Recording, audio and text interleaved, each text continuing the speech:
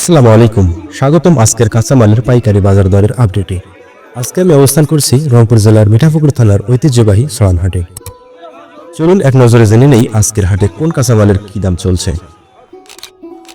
ঝিঙ্গা 400 থেকে 450 টাকা প্রতি মন। মরিচ 650 থেকে 700 টাকা প্রতি মন। পটল 500 থেকে 550 টাকা প্রতি মন। করলা 800 থেকে 900 টাকা প্রতি মন।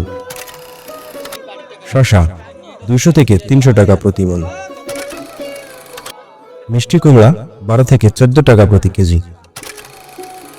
বেগুন 950 টাকা প্রতি মন। আলু জাত ভেদে 300 থেকে 500 টাকা প্রতি মন। লেবু প্রতি পিস মাত্র 2 টাকা করে। গতকাল বালুয়াহাটের তুলনায় দাম কিছুটা ওঠানামা করলেও আজ সরানহাটে সবচেয়ে বেশি দামে বিক্রি হয়েছে বেগুন এবং করলা, আর সবচেয়ে সস্তা পণ্য ছিল শসা। আপনার এলাকার বাজারে এই দরের সাথে মিল আছে কিনা কমেন্টে জানাতে ভুলবেন না। আর এমন বাজার দর প্রতিদিন পেতে আমাদের চ্যানেলটা সাবস্ক্রাইব করে ফেলুন এখনই।